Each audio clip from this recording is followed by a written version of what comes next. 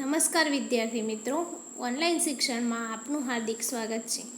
Sky international school વિષય સંસ્કૃત ધોરણ 8, 9, 10 માટે છે અને પાઠ છે વ્યાકરણ. અને જે બેઝિક વસ્તુ છે ધોરણ 8ની ભાષા સજ્જતા, પરંતુ ભાષા સજ્જતા સમજ્યા પછી જ ધોરણ 8, 9માં 9માં અને 10માં પણ આ વસ્તુ ઉપયોગી છે. તો આપણે જરાક ભાષાની સજ્જતા વિશે અભ્યાસ કરીશું. આપણે જાણીએ છીએ તેમ સંસ્કૃત ભાષાના અભ્યાસ માટે કેટલીક સમજ વિકસાવવી પણ ખૂબ જ જરૂરી છે. તો પ્રવૃત્તિ નંબર 1માં શબ્દો લખેલા છે: મનોજ, પછી પઠતી, ભારતમ, ફલમ, પછી બભુવ વગેરે જેવા જે શબ્દો છે, પરંતુ એ ક્યારે બને છે? બંને હોઠ એકબીજાને અડે નહીં તે રીતે આપણે એ શબ્દોનું વાંચન કરી શકતા જ નથી, બરાબર? હવે આપણે એક વસ્તુ પ્રવૃત્તિની રીતે જોઈએ તો મનોજ, મનોજ, બંને હોઠ અડે એકબીજાને ત્યારે જ આપણે તે શબ્દ બોલી શકીએ. બંને હોઠ અડે નહીં તે રીતે મનોજ શબ્દ આપણે બોલી શકીએ? એ જરાક તમે પ્રયત્ન કરીને જોજો. પછી એ જ રીતે છે પઠતી, પછી છે ભારતમ. તો બંને હોઠ એકબીજાને અડે ત્યારે જ આપણે આ શબ્દ બોલી શકીએ છીએ. એકબીજાને અડે નહીં એ રીતે આપણે આ શબ્દો બોલીએ તો આપણાથી બોલાતા જ નથી. બીજા નંબરની પ્રવૃત્તિ છે જીભ દાંતને અડે નહીં તે રીતે નીચે આપેલા શબ્દોનું વાંચન કરો. હવે જીભ દાંતને નહીં અડાડવાની, પરંતુ એ શબ્દો બોલવાના. દાખલા તરીકે તત્પરઃ, દદાતિ, ધનમ, પંથા. આ શબ્દો તમે એક વખત વાંચી જોજો. દાંત જીભને અડવી ના જોઈએ એ રીતે તમે બોલવાનો પ્રયત્ન કરજો, તો તમારાથી આ શબ્દો બોલી શકાશે નહીં. તો આપણે હવે આ જ રીતે શબ્દોનું જે વાંચન કર્યું છે એવા જ કઈ રીતે આધાર રાખે છે તેના વિશે આગળ જોઈશું. આગળનો કોષ્ટક જોઈએ, એનો છે વર્ણ પરિચય. શું દર્શાવે છે? વર્ણ પરિચય. અહીંયા કોઠો આપેલો છે વર્ણ પરિચયનો, એની અંદર દર્શાવ્યું છે. તે પહેલાં હું તમને થોડીક વાત કહી દઉં. સંસ્કૃતની અંદર સ્વર 13 છે, બરાબર, અને વ્યંજન 33 છે. તો આપણે હવે આ વર્ણ પરિચયની અંદર સ્વરનો કોઠો અને વ્યંજનનો કોઠો બંને અહીંયા દર્શાવ્યા છે. તો એમાં સૌ પ્રથમ છે સ્થાન, બરાબર, પછી બાજુમાં છે સ્વર અને વ્યંજન. પછી એના અંદર ભાગ પડે છે નીચે, તો સ્થાનની અંદર ભાગ પડે છે કંઠ, તાલવ્ય, મૂર્ધા, દંત્ય અને ઓષ્ઠ. પછી એમાં પણ આડી લીટીની અંદર લખેલું છે ઘોષ, અઘોષ, ઘોષ, અઘોષ અને ઘોષ. હવે આપણે જોઈએ તો એના નીચે છે હસ્વ, દીર્ઘ અને સંધિ દીર્ઘ. પછી આગળ છે અનુનાસિકા, અંતસ્થ અને ઉષ્માક્ષર, બરાબર. તો હવે આપણે આ શબ્દો વિશે જોઈએ. જેમાં સ્વર વિભાગ છે એની અંદર કંઠ્ય અ, આ, એ અને એ. પછી આગળ એની જ અંદર કંઠ્યમાં વ્યંજન આપેલા છે ક, ખ, ગ, ગ અને ડ, બરાબર. અને છેલ્લે ઉષ્માક્ષરમાં છે હ. પછી છે તાલવ્ય, એમાં સ્વર છે ઈ, ઈ.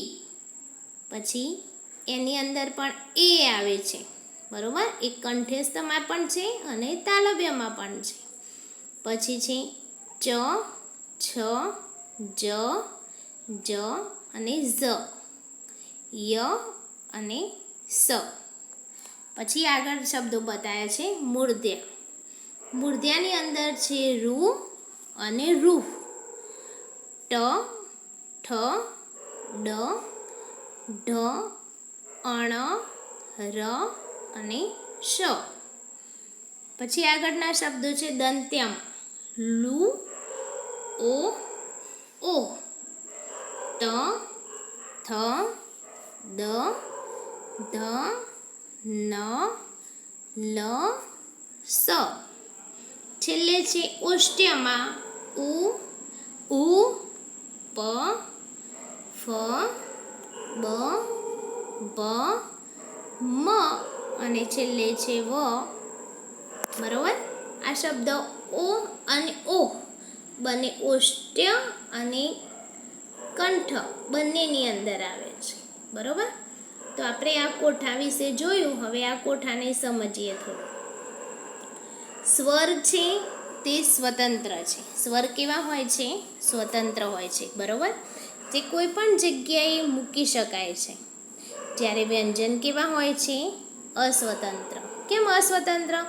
એ વ્યંજનની પાછળ જ્યાં સુધી સ્વર ઉમેરાય નહીં ત્યાં સુધી વ્યંજન પૂર્ણ બની શકતો નથી. અત્યારે તમે જે વ્યંજનવાળા શબ્દો જુઓ છો તેની અંદર ક, ખ, ગ, ઘ બધા શબ્દોને નીચે જે લીટું કરેલું છે એને શું કહેવાય? ખોડો શબ્દ. એ ખોડો શબ્દ જો દૂર કરવો હોય તો એની પાછળ આપણે સ્વર શબ્દ મૂકવો પડે. ત્યારે તે પૂર્ણ રીતે સ્વતંત્ર શબ્દ બને, એટલે કે પૂર્ણ આખો શબ્દ બને. બરોબર. દાખલા તરીકે એક્ઝામ્પલમાં હું બોલું છું ક પ્લસ અ, તો ક, ક. તો કની પાછળ શું બોલાય છે? અ. તો પછી ક ના જોડે અ જોઈન્ટ કરીએ ત્યારે ક આખો થાય. એ જ રીતે ખ, ખની પાછળ આપણે આ જોઈન્ટ કરીએ તો બરોબર શું બને?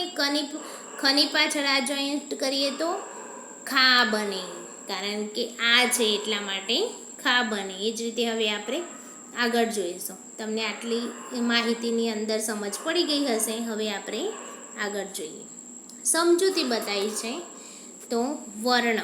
વર્ણ એકલો સ્વર કે એકલો સ્વર રહિત વ્યંજનને શું કહેવાય છે? વર્ણ કહેવાય છે. એકલો સ્વર અથવા સ્વર રહિત, સ્વર ના ઉમેરાયો હોય અને એકલો જ વ્યંજન હોય એને શું કહેવાય? વર્ણ કહેવાય છે. એ જ રીતે સ્વર, જે વર્ણનો ઉચ્ચાર સ્વતંત્ર રીતે થઈ શકે છે તેને જ સ્વર કહે છે. તો સ્વર કેટલા છે? 13. બરોબર. અ, આ, ઈ, ઉ, ઋ, લું, એ, ઓ અને ઓ. બરોબર. એ 13 સ્વર છે. હવે આપણે એનાથી આગળ જોઈશું. તો સમજૂતીમાં આપેલું છે સ્વરોના પ્રકાર. સ્વરાણા પ્રકાર. તો સ્વર, હસ્વ સ્વર, દીર્ઘ સ્વર અને સંયુક્ત સ્વર. હસ્વ સ્વર કેટલા છે? તો 5. બરોબર. એની અંદર કહ્યું છે અ, ઈ, ઉ, ઋ અને લું નો વપરાશ. આ 5 સ્વર છે. એના સિવાય અંદર જે લું આપેલો છે એની અંદર લુની અંદર શું કહે છે? 4 સ્વર સિવાય 5મા સ્વરમાં તો લુનો વપરાશ સામાન્ય રીતે જોવા મળતો નથી. એટલે બધી જગ્યાએ તે લુનો વપરાશ ઓછો હોય છે. હવે દીર્ઘ સ્વર આવે. દીર્ઘ સ્વર કેટલા છે? તો 8. આ, ઈ, ઉ, ઋ, એ અને એ, ઓ અને ઓ. આ 8 દીર્ઘ સ્વર છે. હવે નીચે છે સંયુક્ત સ્વર. દીર્ઘ સ્વરોમાંના છેલ્લા 4 એ, ઓ અને ઓ સંયુક્ત સ્વર કહેવાય છે. તેમને સંધિ સ્વરો પણ કહે છે. શું કહેવામાં આવે છે? સંધિ સ્વરો પણ કહેવામાં આવે છે. કારણ કે 2 સ્વરોની સંધિથી એ બંને બનેલા છે. જ્યારે 2 સ્વરો બને ત્યારે જે સ્વરો બને. બરોબર. આગળ જોઈએ આપણે. હવે સ્વરો પત્યા પછી વ્યંજન જોઈએ. તો જે વર્ણનો ઉચ્ચાર સ્વરની મદદથી જ થઈ શકે તેને વ્યંજન કહે છે. અહીંયા આપણે સમજૂતીની અંદર લખેલું છે જે વર્ણનો ઉચ્ચાર સ્વરની મદદથી, સ્વર અંદર જોઈએ જ, સ્વરની મદદથી જ થઈ શકે તેને વ્યંજન કહેવાય છે. વ્યંજનો કથી હ સુધીના એટલે કે 33 વ્યંજનો છે. કેટલા છે? 33. વ્યંજનના પ્રકાર: કંઠ્ય, તાલવ્ય. બરોબર. કંઠ્ય જે વર્ણોનું ઉચ્ચારણ ગળામાંથી થાય તેને કંઠવર્ણ કહે છે. જેમ કે ક વર્ગના કંઠવર્ણ ક વર્ગના ક, ખ, ગ, ઘ અને ડ. બરોબર. તો આ કંઠવ્ય કહેવાય, કારણ કે કંઠની અંદરથી બોલાય છે. પછી છે તાલવ્ય. જે વર્ણોનું ઉચ્ચારણ તાળવામાંથી કરવામાં આવે તેને તાલવ્ય કહેવામાં આવે છે. તાલવ્યમાં ચ વર્ગના આવે છે, જેમાં ચ, છ, જ, જ અને ઝ આ બધા ક્યાંથી બોલાય છે? તાળવામાંથી. જ્યારે આપણી જીભ તાળવે ચોંટે છે ત્યારે જ આપણે આ શબ્દો બોલી શકીએ છીએ. ચ બોલવું હોય ત્યારે આપણી જીભ ક્યાં આગળ ચોંટે? તાળવા ઉપર. ત્યારે કયા શબ્દો બને? તાલવ્ય.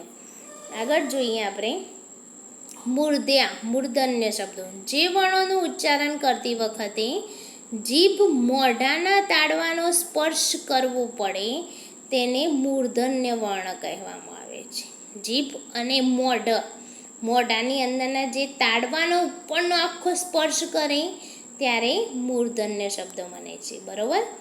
ટ વર્ગના ટ ઓનલી ફોર આખી જીભ તાળવાની અંદર વારવી પડે છે આપણે ટ બોલવા માટે. ટ, ઠ, ડ, ઢ અને અણ. હવે આવ્યા દંતવ્ય. જીભ વડે ઉપલા દાંતોનો સ્પર્શ થવો જોઈએ.